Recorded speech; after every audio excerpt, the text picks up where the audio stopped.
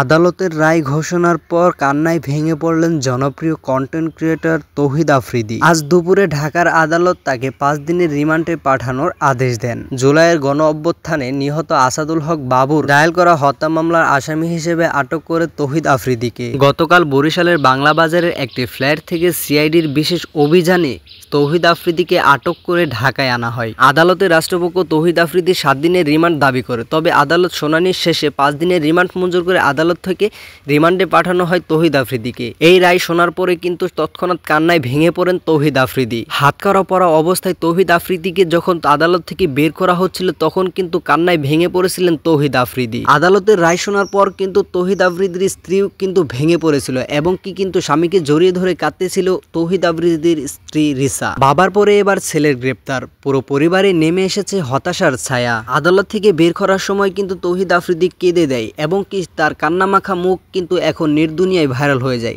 আসলে কিন্তু বন্ধুরা, পাপ কিন্তু বাপকেও ছাড়ে না। আসলে তৌহিদ আফ্রিদি অনেক পাপ করে ফেলেছিল, এর জন্যই তাকে কিন্তু শাস্তি ভোগ করতেই হবে। যখন স্বৈরাচারী শেখ হাসিনা ছিল তখন থেকেই কিন্তু তৌহিদ আফ্রিদি অনেক অনৈতিক কাজ করেছিল।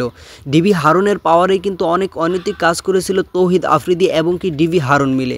ডিবি হারুনের যখন পতন হলো তখন কিন্তু তৌহিদ আফ্রিদি একটু নিচে নেমেছিল এবং স্বৈরাচারী শেখ হাসিনা যখন দেশ থেকে পালিয়ে গেল তখন থেকেই কিন্তু তৌহিদ আফ্রিদি নিচে নামা শুরু করেছে। তৌহিদ আফ্রিদির বাবা কিন্তু কিছুদিন আগেই একই হত্যা মামলায় আটক হয়েছে এবং কিন্তু তৌহিদ আফ্রিদিও কিন্তু সেই মামলায় আসামি হিসেবে আটক করেছে পুলিশ। নেটিজেনদের দাবি যে তৌহিদ আফ্রিদির কঠিন থেকে কঠিন শাস্তি হোক, কারণ সে অনেক অনৈতিক কাজ করেছে। তার সাথে যারা চলাফেরা করছে তারাই বুঝতে পেরেছে যে সে কিরকম মানুষ। বন্ধুরা, তোমাদের মতামত কি তা কিন্তু অবশ্যই কমেন্টে জানিয়ে যাবা। আর তোমাদের কাছে এই ভিডিওটি ভালো লাগলো অবশ্যই ভিডিওতে লাইক করে দিবা। আর সবার আগে আপডেট ভিডিওগুলো পেতে অবশ্যই আমাদের এই ছোট্ট চ্যানেলটিকে সাবস্ক্রাইব করে আমাদের সাথে থাকবা। ধন্যবাদ, আল্লাহ হাফেজ।